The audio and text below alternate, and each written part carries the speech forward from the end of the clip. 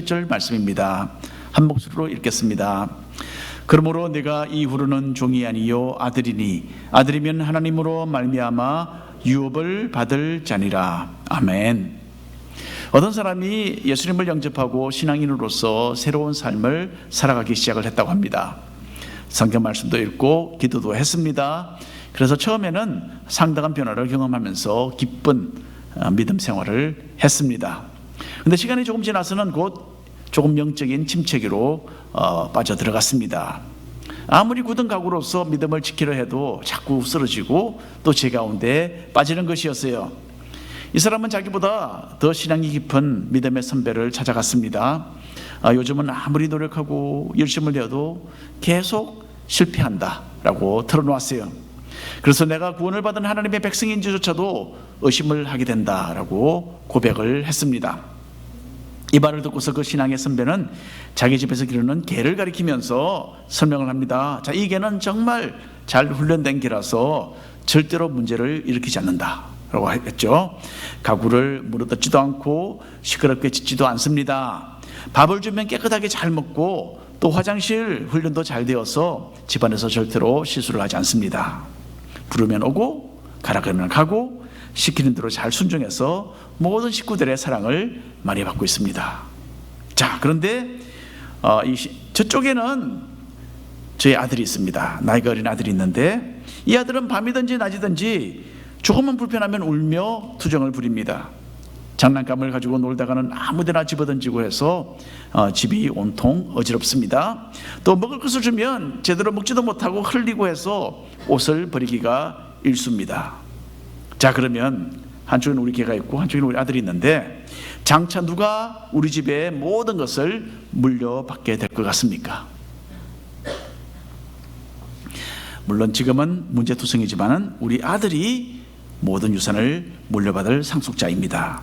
제가 낳은 자식이기 때문입니다. 자, 그 신앙의 선배는 그 초신자에게 설명을 했습니다. 마찬가지로 예수 그리스도께서 우리를 위해 죽으셨기 때문에 우리는 하나님 나라의 상속자들이 되었습니다. 우리가 완벽해서가 아니라 그분의 은혜로 사랑받는 자녀들이 되었기 때문입니다 라고 말해 주었다고 합니다. 여러분, 이 갈라디아 교회 신자들이 바로 이런 상황에 있었어요. 율법주의자들의 그 교훈을 받아들여서 잘못된 방법으로 구원을 얻어보려고 노력을 하고 있었습니다. 율법을 완벽하게 지키면 하나님의 구원을 얻게 될 것이라고 생각하면서 율법 준수에 몰두하고 있었는데, 그렇게 함으로써 갈라디아 성도들은 예수님의 십자가의 희생으로 이루어졌던 자기들의 그 고귀한 영적인 신분에 대해서는 그만 까마득하게 잊어버리고 있었던 것입니다. 요한복음 1장 12절에 영접하는 자, 곧 그 이름을 믿는 자들에게는 하나님의 자녀가 되는 권세를 주셨다라고 했습니다. 여러분, 이 말씀은 정말 진리 중에 진리의 말씀입니다. 죄인이 거룩하신 하나님의 자녀가 되는 것은 율법 준수의 방법으로는 도무지 불가능합니다. 하지만 우리를 죄에서 구하시고 이 땅에 오셔서 우리 대신 죽으신 그 예수님을 마음에 받아들이고 믿는 사람은 하나님의 자녀가 분명히 되는 것입니다. 그리고 우리는 하나님의 자녀이기 때문에 또한 하나님의 나라를 유업으로 받고 영원한 생명을 누리는 그분의 백성들이 또한 된 것입니다. 사도 바울은 계속해서 갈라디아 교회의 신자들에게 믿음으로 이렇게 되어서 하나님의 자녀가 되는 그 진리를 설명을 합니다. 그리고 그들이 그 당시에 빠져있던 율법주의가 얼마나 잘못된 그 교훈인지를 폭로시킵니다.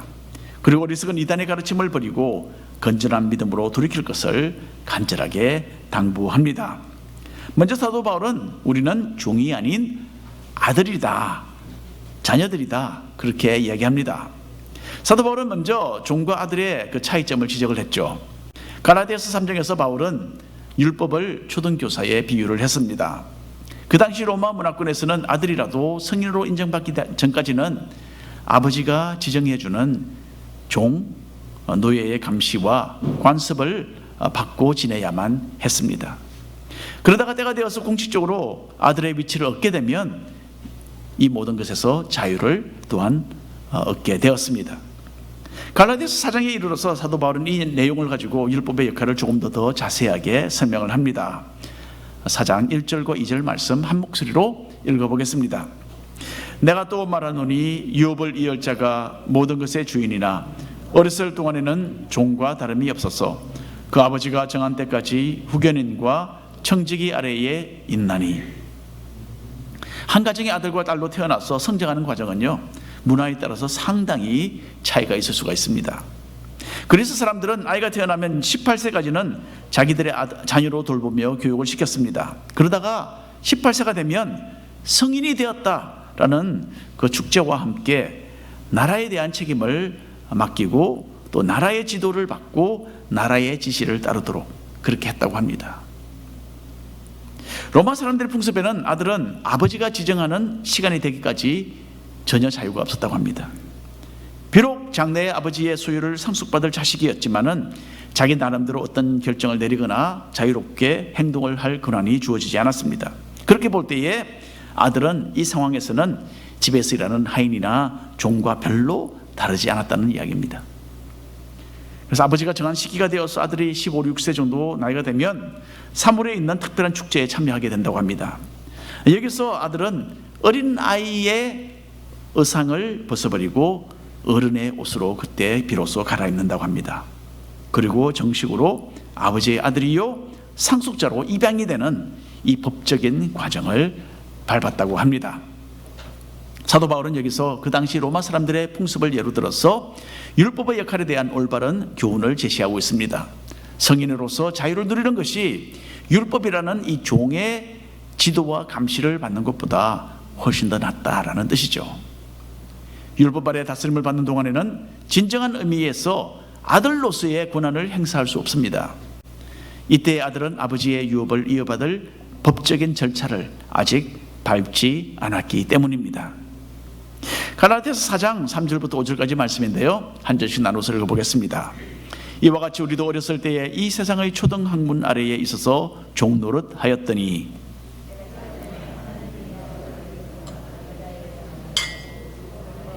함께 읽겠습니다.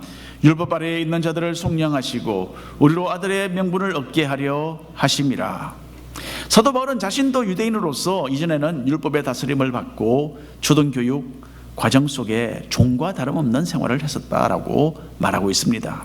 그런데 하나님께서 정하신 때가 이르러서 예수 그리스도께서 이 세상에 탄생을 하신 겁니다. 주님께서는 십자가의 죽음으로 모든 사람의 죄의 값을 지불해 주셨어요. 그리고 믿는 사람들을 자신의 아들과 딸로 입양하셔서 상속자로 삼으신 것입니다. 6절과 7절 말씀입니다. 함께 읽어보겠습니다. 한 목소리로. 너희가 아들이므로 하나님이 그 아들의 영을 우리 마음 가운데 보내사 아빠 아버지라 부르게 하셨느니라. 그러므로 네가 이후로는 종이 아니요 아들이니 아들이면 하나님으로 말미암아 유업을 받을 자니라. 아멘. 예수님께서는 하나님을 아버지라 부르셨는데요, 이것 때문에 유대인들의 미움을 많이 받았습니다. 유대인들은 하나님을 창조주라는 의미에서 만물의 아버지라고 생각을 하기는 했습니다. 하지만 하나님을 친밀하게 아버지라 부르는 것은 상상도 하지 못했습니다. 그만큼 하나님은 높으시고 거룩하시고 우리 인간에게서 멀리 까마득하게 떨어져 계시는 분이라고 여겼던 것입니다. 하지만 예수님은 하나님을 아버지라고 항상 부르셨어요. 주기도문을 가르치시면서 하나님을 아버지라 부르라고 제자들에게 말씀하셨습니다. 우리 믿는 사람에게는요, 하나님을 아버지로 부르고 가까이 다가갈 수 있는 이 친밀한 관계가 성립되어 있는 것입니다. 마가복음 14장에 이런 말씀이 있습니다. 이르시되 아빠 아버지여 아버지께는 모든 것이 가능하오니 이 잔을 내게서 옮기시옵소서. 그러나 나의 원대로 마시옵고 아버지의 원대로 하옵소서. 마태복음 14장에서 예수님께서는 하나님을 아빠 아버지여라고 부르시면서 친밀하게 기도를 하셨습니다. 그리고 오늘 읽는 이 갈라디아서 4장에도 사도 바울은 우리가 하나님을 이렇게 가장 친밀하게 아빠라고 부르면서 가까이 다가갈 수 있다라고 말을 합니다. 여러분, 그래서 하나님께 아빠라고 부르면서 기도를 해보신 적이 있으십니까? 예, 한번 해보세요. 분명히 다를 것입니다. 저는 친아버지께서 어릴 때에 돌아가셨기 때문에 친아버지에 대한 기억이 전혀 없이 그렇게 자랐습니다. 하지만 우리 집 아이들은 저를 아빠라고 부릅니다. 우리 아이들은 전혀 거리가 없는 편안한 마음으로 저에게 다가와서 무슨 부탁이든지 합니다. 그리고 저는 아빠로서 내가 할 수 있는 모든 것을 해주고 싶은 그런 마음이 가득합니다. 우리를 향한 하나님의 그 아빠 하나님의 마음도 마찬가지입니다. 우리는 하나님께 아무런 허물 없이 그대로 다가가서 우리 마음속에 있는 모든 것을 다 말할 수 있습니다. 그리고 하나님께서는 우리의 유익을 위해서 모든 것을 아끼지 아니하시고 후하게 허락해 주십니다. 이미 가장 소중한 자신의 외아들 예수 그리스도를 우리를 위해 희생시켜 주신 분이 바로 하나님이십니다. 때로는 우리가 철부지처럼 잠시 하나님을 등지고 그 하나님의 사랑을 외면할 때에도 하나님께서는 여전히 우리를 사랑하시고 우리의 최선을 위해서 이끌어 주십니다. 하나님의 이런 사랑을 무조건적인 사랑이라고 우리가 흔히들 이야기를 합니다. 우리는 하나님을 간혹 사랑하지 않아도 하나님의 넓은 가슴은 여전히 우리를 향해 항상 활짝 열려 있는 것입니다. 하나님은 우리를 만드셨을 뿐만 아니라 우리의 아빠이십니다. 우리 죄인들을 자신의 아들과 딸로 삼으시고 이 세상 그 무엇과도 바꿀 수 없는 가장 귀한 영원한 생명을 우리에게 선물로 허락해 주셨습니다. 이렇게 우리를 완전히 아시고 이해하시고 또한 완전히 사랑하시는 그 하나님께, 그 아빠에게 달려가시고 마음을 쏟아서 기도로 대화하시는 우리 모든 성도님들 되시기를 바랍니다. 두 번째로 사도 바울은 신앙의 뒷걸음질을 조심하라라고 합니다. 갈라디아 교회 이방인 신자들은요, 이전에 하나님에 대하여 무지했었습니다. 이 사람들은 영적인 소경으로 어둠 가운데 헤매고 있었어요. 그리고 의로우신 재판관에게 하나님이시죠, 하나님께 유죄 판결을 받고 영원한 지옥의 형벌을 받을 수밖에 없는 정말 까마득한 그 장래를 앞두고 있었습니다. 자, 그러다가 이 사람들은요, 사도 바울을 만나서 복음을 전해 듣고서 이 죄의 형벌에서 구원을 얻게 되었어요. 예수님께서 십자가에 이루신 그 일을 믿고서 하나님의 백성이 된 것입니다. 그런데 이제 갈라디아 지방의 이방인 성도들은 율법주의자들의 가르침을 받고 이 모든 복을 발로 차버리고 도무지 스스로를 의롭게 만들지 못할 율법 준수의 길을 선택하고 말았던 것입니다. 갈라디아서 4장 8절과 9절 말씀인데요, 한 절씩 나누어서 읽겠습니다. 그러나 너희가 그때에는 하나님을 알지 못하여 본질상 하나님이 아닌 자들에게 종노릇 하였더니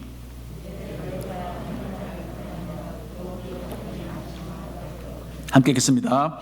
어찌하여 다시 약하고 천박한 초등학문으로 돌아가서 다시 그들에게 종노릇 하려 하느냐. 로마 시대에는 가정마다 종들을 거느리고 있었습니다. 종은 아무런 자유도 권리도 없었고요, 바라볼 장래의 소망도 없는 사람들이었어요. 오로지 주인의 눈치를 보고 하루하루를 살아갈 뿐이었습니다. 자, 그런데 간혹 종이 참 뜻밖에도 자유를 얻거나 아니면 더 나아가서 섬기던 주인의 양자가 되는 경우들이 있었어요. 이렇게 종이 양자가 되면요, 그 종은 주인의 다른 아들들과 조금도 차이가 없는 아들로서의 완전한 권리가 보장이 되어 있었습니다. 이와 같이 갈라디아 사람들도 이전에는 갖가지 타락된 모습으로 이방신들을 섬기면서 죄의 종으로 살았습니다. 이렇게 절망적인 삶을 살던 이 사람들이 복음의 말씀을 듣고 하나님을 알게 되어서 이 종의 모습을 벗고 자유인이 된 것입니다. 하나님을 알 뿐만 아니라 이제는 하나님께서 자기들을 아시고 아버지로서 친밀하게 다가오시는 이 엄청나게 큰 복을 누리게 된 것입니다. 그런데 갈라디아 신자들은 율법주의를 받아들이면서 이전의 그 종노릇하는 그 상황으로 돌아가고 있었습니다. 하나님께서 반갑게 맞이해 주시는 그 아들의 신분을 버리고 다시 종의 신분으로 떨어져 버리는 정말 어처구니 없는 일을 하고 있었던 것입니다.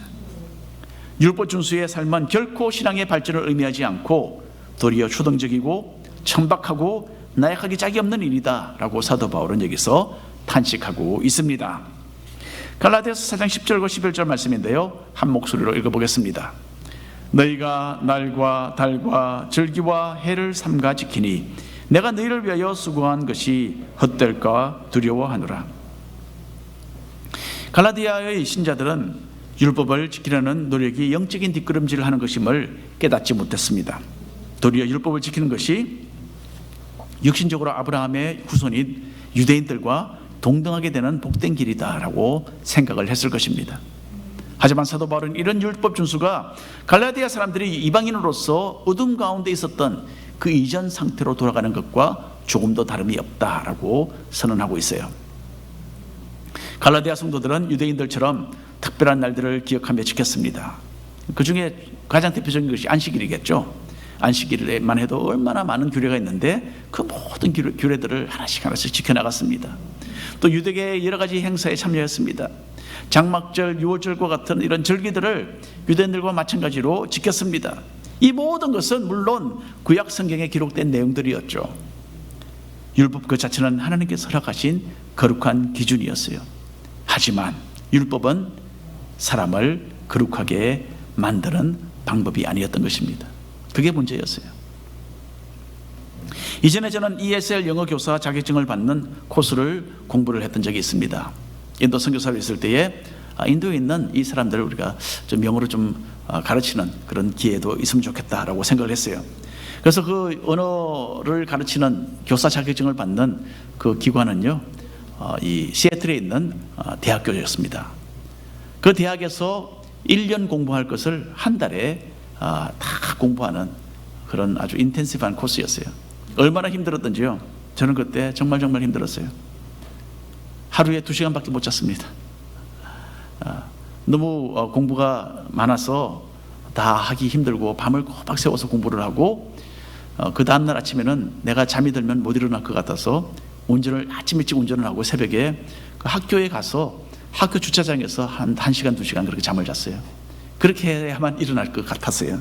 그렇게 해서 공부를 했는데 거기에서 그 과정 가운데서 언어를 가르치는 여러 가지 방법들에 대해서 우리가 배우고 실천을 했어요. 그 중에 우리 배우던 학생들이 가장 싫어했던 방법이 하나 있는데 그것은 direct method이라고 해서 직접적인 방법, 언어를 배우는 직접적인 방법, 이것이 가장 힘들고 정말 우리한테 맞지 않는 그런 방법이었습니다. 옛날 독일식 방법이었는데요, 학생이 잘 알아듣도록 친절하게 설명하고 가르쳐주는 그런 것의 정반대였어요. 학생의 그 발음이나 문법에 잘못된 것이 포착이 되면 계속 아니라고 지적을 하고 올바르게 할 때까지 못마땅한 표정을 지으면서 다시 해봐 그런 식으로 이렇게 좀 그 사람에게 주눅이 들게 하고 막 압력을 가하는 그런 교육 방법이었어요. 예, 세상에 그런 방법이 있었어요, 옛날에는. 근데 그걸 우리가 해보면서 정말 너무 힘들어했어요. 예. 한편으로 보면 율법도 마찬가지입니다. 잘못을 지적하지만은 어떻게 하나님이 요구하시는 것을 이룰 수 있는지 그 방법을 제시하지는 못하는 겁니다. 그래서 바울은 율법 준수가 구원의 통로가 되지 못한다고 말을 했습니다.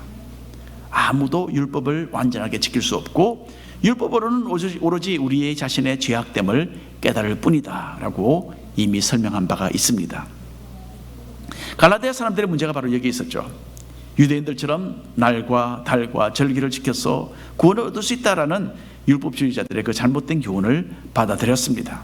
이런 생각에서 율법을 지키는 것은 이방인들이 이전에 이방 종교의 달력을 따라서 거짓신들을 섬기고 우상 앞에 절을 하고 숭배했던 것과 다름이 없었다라고 사도 바울은 이야기합니다. 둘 다 동일하게 죄인을 구하지 못하는 무력한 종교심에 불과했기 때문입니다. 이스라엘 역사를 보면요, 이전에 종노릇 하던 시절로 들어가기 원했던 사람들이 있었어요. 하나님께서는 모세를 통해서 이스라엘 백성을 애굽의 노예 생활에서 해방시켜 주시고 가나안 땅으로 인도하고 계셨습니다. 광야에서 하나님께서는 하늘로부터 만나를 내리셔서 이스라엘 백성을 먹여주셨어요. 이 만나는 엄청난 음식이었어요. 하나님이 내려주신 초자연적인 음식이었어요. 그런데도 이스라엘 백성들은 광야에서 원망을 합니다. 애굽에서 종노를 할 때 먹었던 그 모든 음식이 더 나았다 라고 하면서 악한 말로 원망을 했습니다. 여러분, 노예로 살 때에 무슨 대단한 음식을 그렇게 먹었겠습니까? 예. 그러나 감사하지 못하고 원망했던 것입니다. 나중에 가나안 땅 경계에 도착을 했을 때 이 백성들은 드디어 하나님께 대항하고 그 뜻을 거역했습니다. 가나안 땅의 주민들을 두려워해서 이 백성들은 다시 애굽 땅으로 돌아가려고 했어요. 바로 왕 아래 수고하고 고생하던 그 노예 생활이 얼마나 처절했는지를 잊어버렸기 때문입니다. 갈라디아 사람들도 마찬가지로 어리석었어요. 복음의 은혜로 하나님을 아빠, 아버지로 부를 수 있는 그 고귀한 아들의 신분을 부여받았지만은 이 신분을 내동댕이 치려고 했던 것입니다. 예수님을 믿음으로 얻은 그 자유를 버리고 도리어 율법의 사슬에 얽어매이기를 스스로 선택하고 있었습니다. 참 신앙을 걷어차고 영원한 생명을 주지도 못할 헛된 교훈을 따라갔던 것입니다. 여러분, 우리는 올바른 신앙을 지켜나가야 합니다. 이 세상에는 우리가 십자가의 주님을 믿음으로 얻게 된 그 하나님의 자녀된 그 신분을 앗아가려 하는 원수 마귀의 세력이 날뛰고 있습니다. 여러분, 이것은 뒷걸음질하는 겁니다. 겸손히 주님을 따르며 세상의 흐름과 이론에 타협되지 않는 건전한 믿음을 사수하시기를 바랍니다. 마지막으로 사도 바울은 성도는 열심을 가져야 한다라고 얘기합니다. 이제 바울은 자신이 처음에 복음을 들고 갔을 때에 갈라디아 사람들이 어떻게 자기를 맞이했는지를 회상하고 있습니다. 바울은 갈라디아에 도착했을 때에 어떤 신체적인 건강상의 문제가 있었던 것 같습니다. 이 문제가 정확하게 무엇인지는 알 수가 없어요. 하지만 그 당시 상황에서 갈라디아 사람들이 바울을 멸시하고 배척할 이유가 될 수 있는 그런 문제였던 것 같습니다. 여기에 대해서 읽어보겠습니다. 13절 14절 말씀인데 나눠서 읽겠습니다. 내가 처음에 육체의 약함으로 말미암아 너희에게 복음을 전한 것을 너희가 아는 바라.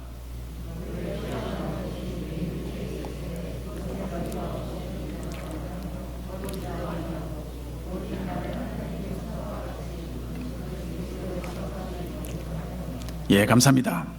사도 바울은 지혜와 계시를 받아서 신약 성경의 절반을 기록을 했습니다.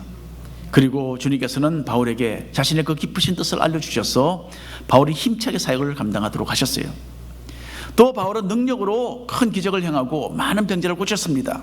그런데 이렇게 성령으로 충만했던 사도 바울은 자신의 육신에 지니고 있던 어떤 문제에 대해서는 해결을 받지 못했던 것입니다. 여기에 대해서 바울은 고린도 후서에서 설명을 했습니다. 읽어드립니다. 여러 계시를 받은 것이 지극히 크므로 너무 자만하지 않게 하시려고 내 육체의 가시 곧 사탄의 사자를 주셨으니 이는 나를 쳐서 너무 자만하지 않게 하려 하심이라. 자, 사도 바울이 어떤 신체적인 문제를 가지고 있었는지는 우리가 잘 알지 못합니다. 어떤 사람은 사도 바울은 시력이 좋지 않았다, 배가 상황이 안 좋았다. 어떤 사람은 사도 바울은 간질을 앓고 있었다, 그렇게 이야기를 합니다. 사실 간질병을 앓고 있는 그런 사람이라면 그 옛날에 사람들로부터 좀 배척을 당하고 멀리 하게 되는 그런 경우가 될 수도 있을 것 같아요. 정상이 아닌 사람이라고 생각을 했겠죠. 우리 어떤 사도 바울의 어떤 이 건강 상태에 그 문제가 있었는지는 우리가 알 수 없습니다. 하지만 갈라디아 사람들은 사도 바울의 그 어려움을, 육신의 이 부족함을 초월해서 바울이 전하는 복음의 말씀을 온 마음으로 받아들였던 것입니다. 그리고 갈라디아 사람들은 주님의 말씀을 전하는 사도 바울을 하나님의 천사와 같이 또 마치 예수님을 대하듯이 환영하며 받아주었다라고 이야기합니다. 자, 바울을 향한 사도 갈라디아 사람들의 이 사랑과 헌신이 얼마나 특별했는지 바울은 이 사람들이 자기들의 눈이라도 빼어서 자기에게 주었을 것이다 라고 기록을 합니다. 그만큼 서로 믿고 존중하는 그런 관계가 하지만 이제 그 관계가 어려워졌어요. 사도 바울은 하나님의 진리의 말씀을 가지고서 갈라디아 사람들의 오류를 지적해야만 했습니다. 그리고 이 교회 성도들은 그 교훈을 받아들이기보다는 도리어 바울을 멀리하기 시작했던 것입니다. 사도 바울은 이런 일이 벌어진 이유가 어디에 있는지를 잘 알았어요. 율법주의자들이 바울과 또 갈라디아 성도들 사이에 이간질을 했기 때문입니다. 10절 18절입니다. 나누어서 읽겠습니다. 그들이 너희에게 대하여 열심내는 것은 좋은 뜻이 아니요 오직 너희를 이간시켜 너희로 그들에게 대하여 열심을 내게 하려 함이라.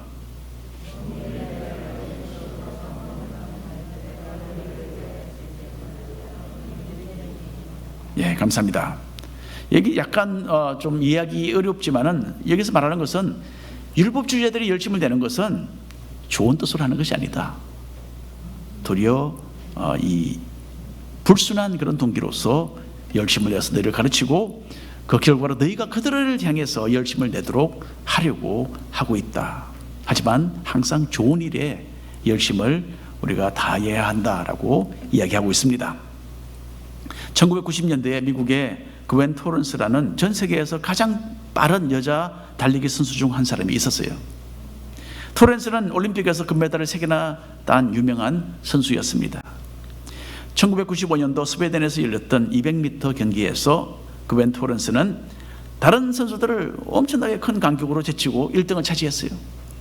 근데 그래서 또 하나의 그 금메달을 목에 걸 것으로 그렇게 사람들이 기뻐하고 즐거워했습니다. 미국 사람들이. 그런데 그 1위의 자리는 곧 2등으로 도착을 했던 선수가 차지하고 말았어요. 그리고 그웬 토렌스 선수는 탈락되고 말았습니다. 왜 그렇습니까? 100m 이 달리기는 그냥 똑바로 달립니다. 그리고 끝이 납니다. 근데 200m는 더 길잖아요. 그래서 똑바로 가지 못하고 가다가 좀 꺾어서 원의 한 반 정도는 이렇게 돌아서 계속 달려야 합니다. 선수들은 각자의 그 레인 안에서 달려야 해요. 그 벗어나면 안 됩니다. 그런데 이 그웬 토렌스 선수는 최대한으로 거리를 단축시키려고 커브를 돌 때에 레인 안쪽을 그 선을 여러 번 밟게 된 겁니다. 이것은 불법이죠. 이것 때문에 금메달을 박탈당하고 이 경기에서 그만 탈락이 된 것입니다. 바로 이것이 갈라디아 교회의 문제였어요. 갈라디아 교회 내에는 율법주의자들이 꼭 이런 일을 하고 있었습니다. 이 사람들은 열심을 내어서 자기들의 교훈을 전달을 했습니다. 그리고 또 갈라디아 성도들도 열심을 내어서 그 교훈 그대로 살려고 했습니다. 하지만 그 교훈은 정도를 벗어난 잘못된 가르침이었던 겁니다. 아무리 빨리 달려도 그 코스를 벗어나면 그것은 의미가 없는 겁니다. 율법주의자들은 그 열심을 가지고서 갈라디아 사람들에게서 영광과 존경을 얻어보려는 잘못된 동기로 그렇게 노력을 했습니다. 여기서 사도 바울은 자신이 복음을 위해서 열심을 내는 것처럼 갈라디아 성도들도 동일한 마음으로 건전한 신앙을 위해서 열심을 다할 것을 말하고 있습니다. 오늘 결론의 말씀을 드립니다. 우리는 예수님 안에서 하나님의 사랑받는 자녀들이 되었습니다. 하나님을 아빠라고 부를 수 있는 가장 친밀한 관계를 우리는 지금 현재 누리고 있어요. 완전한 사랑으로 우리를 사랑하시는 그 하나님 아버지께 마음을 쏟아서 기도하는 우리 모두가 되기를 바랍니다. 또 우리는 신앙의 뒷걸음질을 하지 말아야 합니다. 예수님을 믿어서 하나님의 복된 자녀들이 되었고 영원한 생명을 유업으로 받을 사람들이 되었다라는 이 영적인 신분을 귀하게 여겨야 합니다. 그래서 항상 성령 안에서 신앙의 정도를 달리는 충성된 성도들이 되시기를 축원합니다. 기도하겠습니다. 주 하나님 아버지